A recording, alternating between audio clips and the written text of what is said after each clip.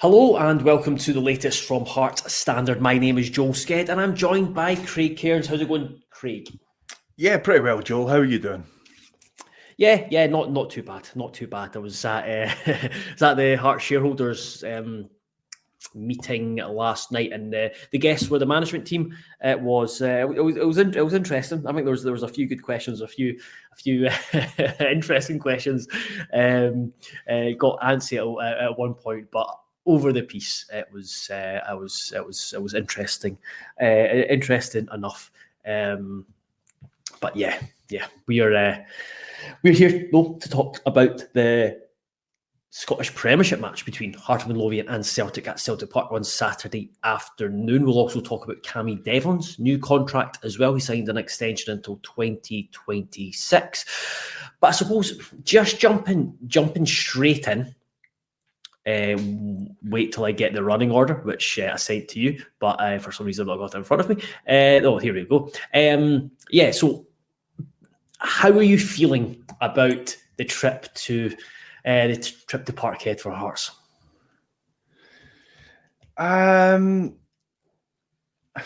Obviously, yeah, I'd say there's a little bit of worry there that we could get a scudding because Celtic are on form and are a very good team. But I'm hoping that we do see some sort of reaction, that even if we don't get a result, which I don't think anybody's going to fly off the handle if we don't get a result, but if we don't get a performance, then there's probably going to be an issue. So yeah, I do expect them to be fired up, and I do expect them to show some sort of reaction from the poor run that they're on. In terms of the result, a lot of that depends on how Celtic are, and luck. It's going to come down to if we get a result, then invariably at places like Celtic Park, you ride your luck at times. So there's a few factors that have to go right for us. But I think in terms of setting us up for the fixtures to come, it would be really good to see some sort of performance and some sort of direction of travel. Yeah, absolutely. And we'll come on to talking about what Hearts need to do to win. And like you said, there's numerous factors. This week they have been a lot of video around the two wins against Celtic last year. Beat them in December 2-0 at Celtic Park, and then beat them again at Tynecastle Park 2-0 as well. Yeah, I think it was the last time we saw Callum Newhoff. So there's belief and confidence to be taken from that they've gone and done it before. And I remember doing this video back in December, the exact same video back in December. The title was "Can Hearts defeat Celtic to end?" Or something along the lines. Can Hearts beat Celtic after poor run, blah blah blah. And it was just like the comments were, "No, finish, job done." That's the video over. And no one is that you trying to omen it again with the I don't even know if that's a word, but you're trying to omen it with the same title. That's it. And like Graham says, we'd love to be wrong, but I just don't see how we can get anything tomorrow given our form. We can't afford to concede early, or it could be a long afternoon. That is exactly that's exactly correct, because we certainly can't concede early. You look at Celtic; they have won all 5 games this season. They're averaging 3 goals a game, and they have conceded just 1 goal all season as well. When you look at the team that played against Rangers, I think there's only one new signing. It was Kasper Schmeichel in goals, and then they've just got a raft of talent on the bench. So yeah, we'll discuss Celtic in very shortly. But what would your starting 11 be tomorrow? Mine is pretty clear. I think relatively clear. Deciding on one position, but tell me yours, and I'll see if it matches mine. I'm maybe unsure about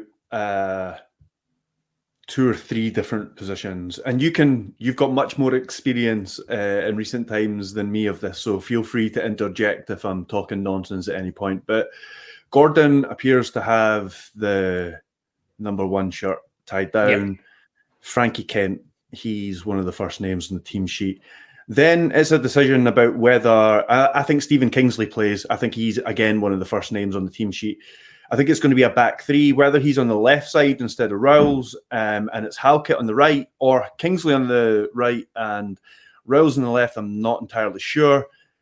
I think Taylor and Penrice will be the wing backs. Then I'm writing a piece for this just now, and I might change it. I've not 100% nailed down what I think.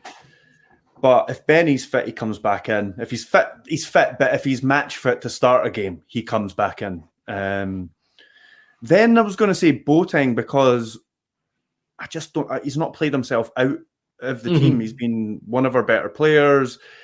As we discussed recently, I do think there is a place for him and Benny in the team. But then Devlin gives you a lot in these games as well, and it's just signing a new contract. I know that doesn't mean that you're going to start the next game, but he is a player that Naismith likes. I think that would be overkill to have the three of them in the midfield if you're playing a back three. So I think more likely you'll have a George Grant or a Blair Spittle or something like that in there instead of either Boateng or Devlin, I would say. Curiously, though, Devlin didn't start in any of the 2-0 victories, I think. And then up front, I think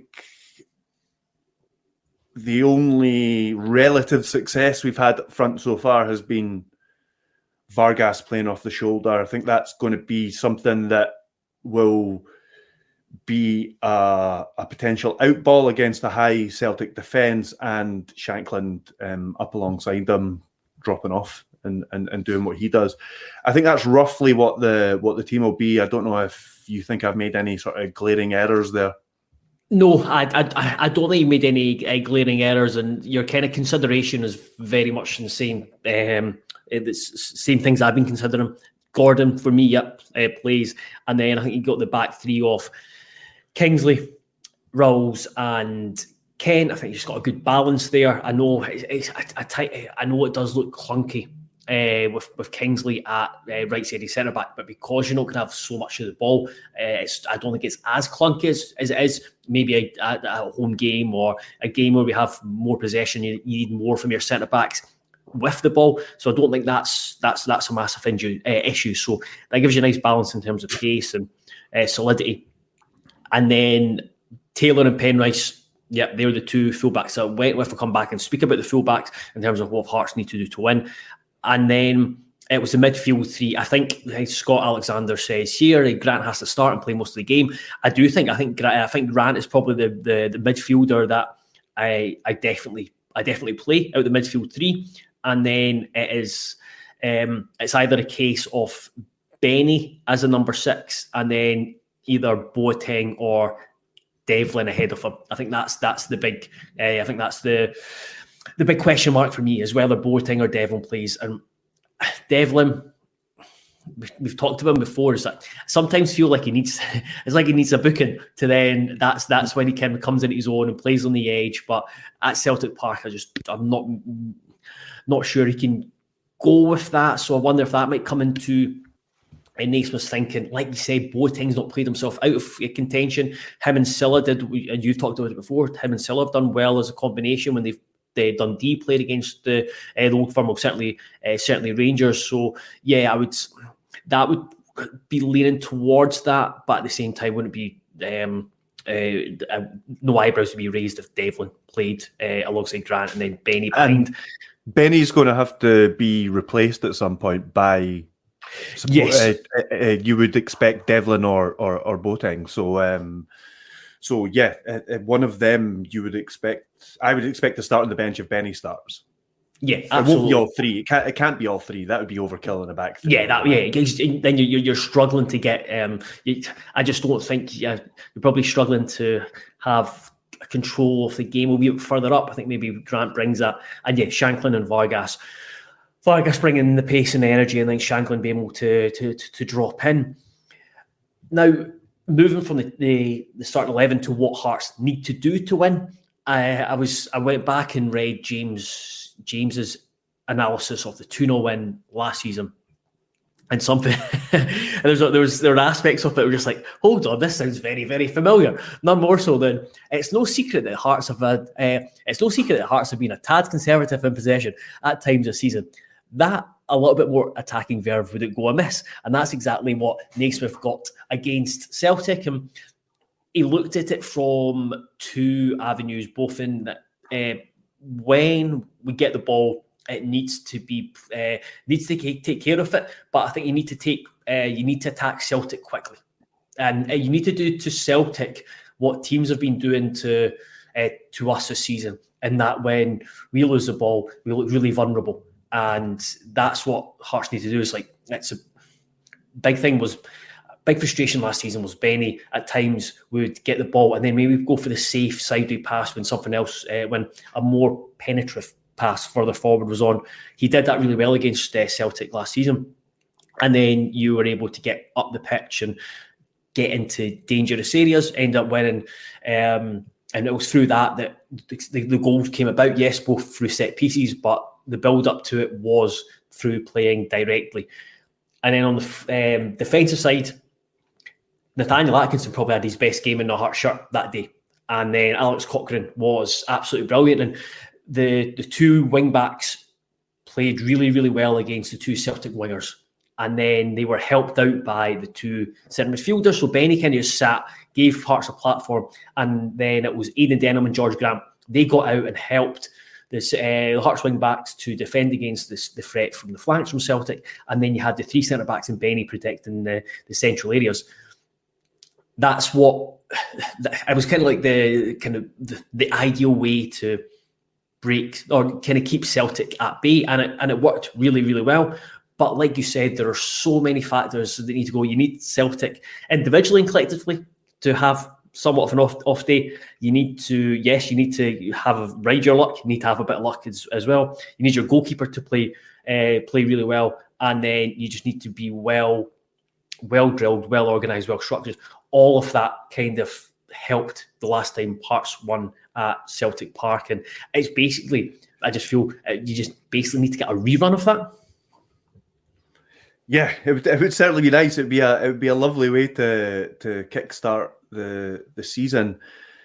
Unfortunately, they are in great form. Kyogo's in really good scoring form. He loves a goal against Hearts, so that's going to be one of the things we're going to have to be wary of. And another thing is, you were talking about the wingers there, but there's been a lot made of Alistair Johnston's performances this season in an attacking sense. I don't think his defensive or physical attributes have ever been in doubt, but he seems to be much more of an attacking threat this season under Brendan Rodgers.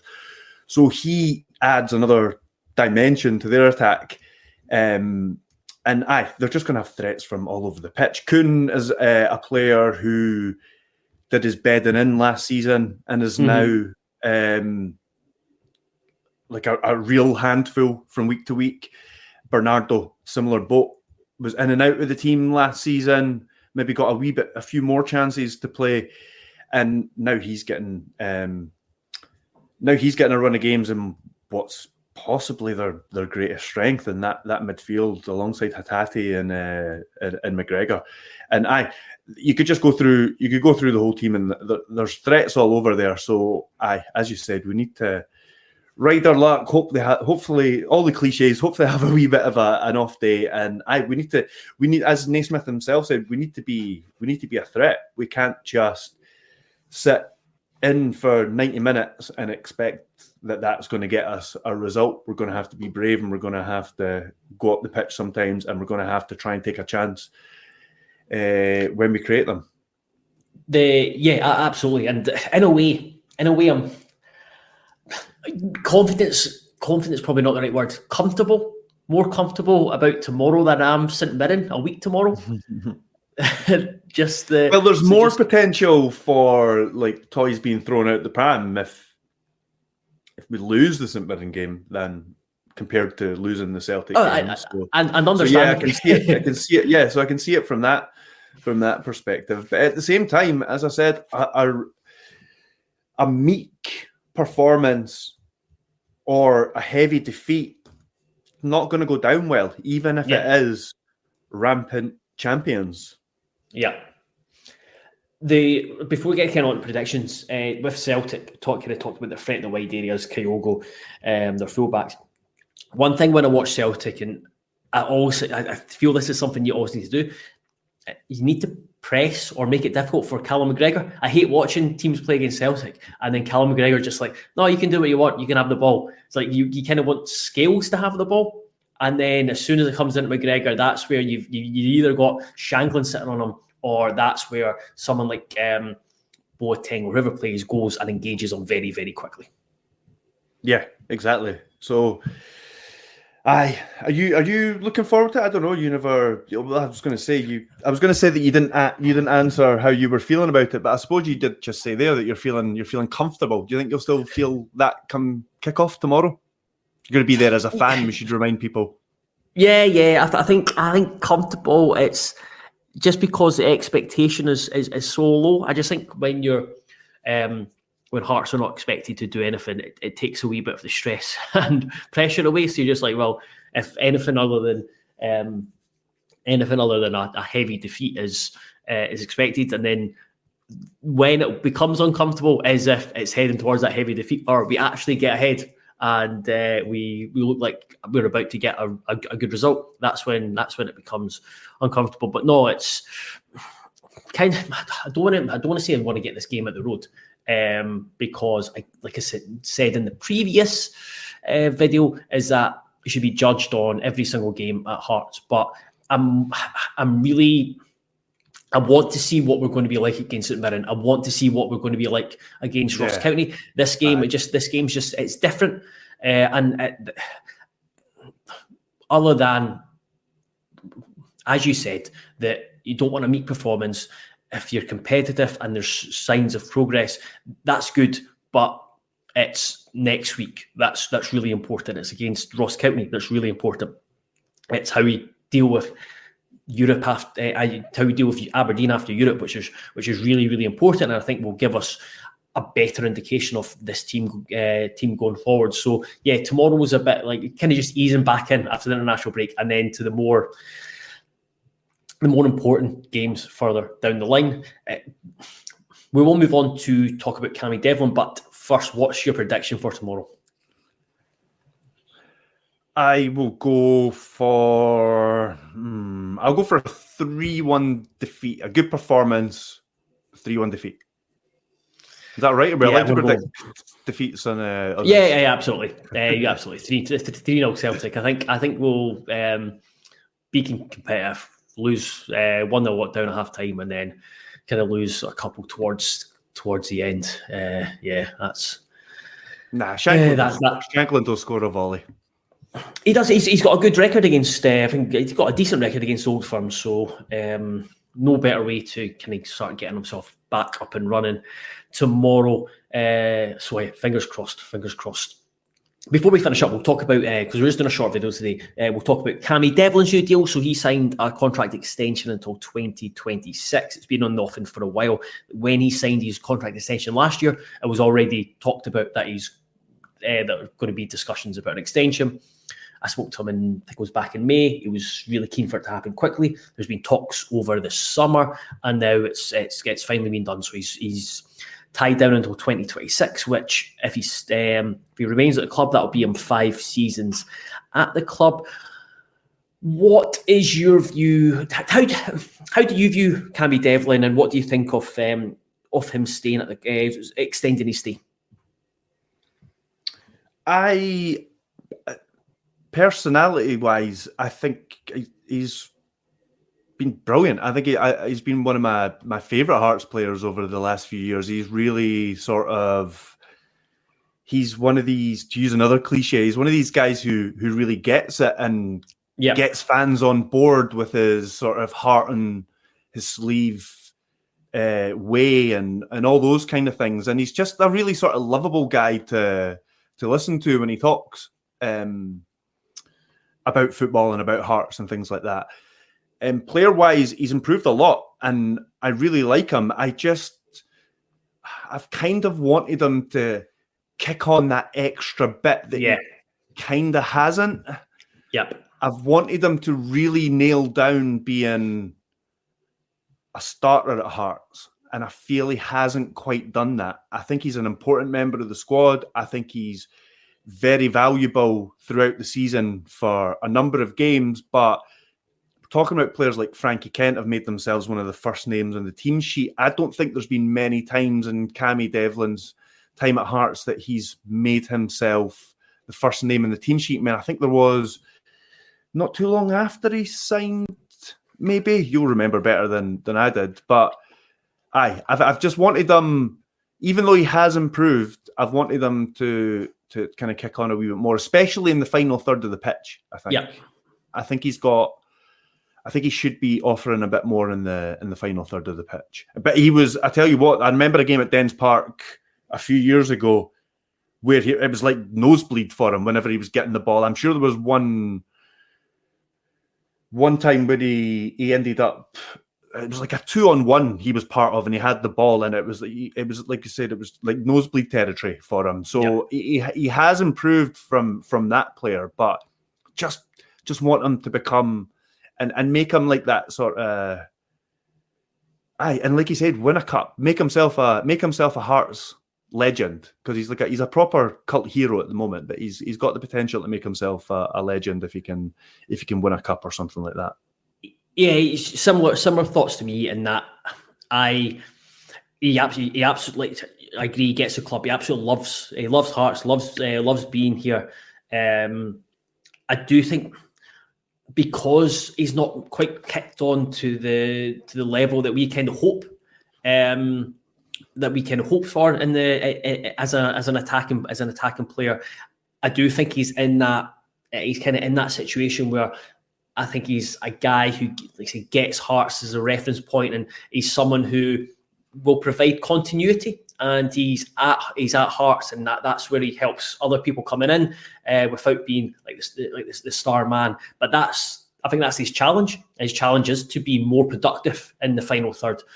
Naismith thinks trying to work on him in the final third, but especially with the way teams are playing against Hearts, and there needs to be more problem solvers in midfield, and I think there's a responsibility for him to maybe step up and provide that. You speak to him, and I think he would agree that he wants to do more. He wants to score more goals, wants to be more involved, and you want more numbers from him in terms of assists, in terms of passes into the box, key passes, all that kind of nonsense, as well as scoring. Because we all know that he can get about the pitch really well. They said, I don't mind him. I think he plays on the. I don't mind him when he plays on the edge. I think really enjoy that. He is the type of player that Hearts fans will kind of go to because of his attitude and his determination and his willingness to get stuck in. Sometimes, sometimes it's a bit daft, but he provides a bit of tempo, and it's now to combine that with almost the same way he plays without the ball. Would like to like him to play with the ball, where he's aggressive with it, he's driving forward with it, he's making himself more forceful or aggressive in the final third. So yeah, that's I think that's the next step from him, and I know it's a big season for him, but I think this is a season, having worked under Naismith now and tried to add to his attacking arsenal. Now's the time to actually kind of put that into practice on a consistent basis. And I do feel that this season he's like Motherwell, and just trying to think, he come on at Motherwell, and at kind of Falkirk his presence was missed, but the same, you could say this same he played against Dundee. It wasn't great, but yeah, he's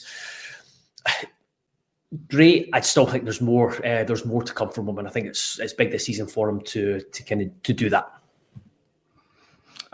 26 years old, so entering what could be the best years of his footballing career. So he could very well kick on again and like I say, make himself one of the first names in the team sheet in this team, because I think he has the potential to do it. 26 is absolutely, isn't it, Joe? And yeah, exactly. But yeah, I think there's still if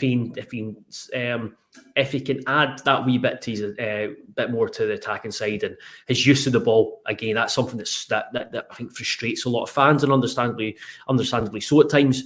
That if he can just refine, and because he's been here now 3 years, it's time to refine that. If he can, then yes, he is going to be a really important player. And I do think that combine that with, I think he'd become a leader at Hearts. It'd be huge, and it would be great to see, because like going back to his attitude. It's the type of guy you want in the Hearts dressing room, the type of guy you want to watch on the pitch. But if he can just oh, sorry. No, on you go, mate. On you go. He gets, just add about his attitude, he gets the crowd going, and he winds up the opposition as well. So I mean, he adds in those things, which can be an important component of football. Yeah, absolutely. And like, we'd just like to see him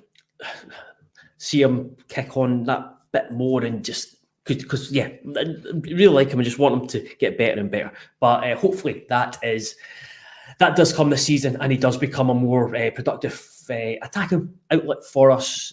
But we will see. Craig, we will leave it there. We have got stuff to get on with. There's not much else to say. We'll have plenty to say come Monday when we review the Celtic game. That's when we'll be back. Be sure to check out the website. We'll have stuff from the press conference today where we spoke to Cammy Devlin and Stephen Naismith. Some of that will go out tonight at 10:30. Other stuff will go out tomorrow, including tonight will include an injury update, and then we'll have analysis and reaction of the Celtic game tomorrow. But until Monday, have a very good weekend. Hopefully it's not a painful weekend, and thanks so much and goodbye.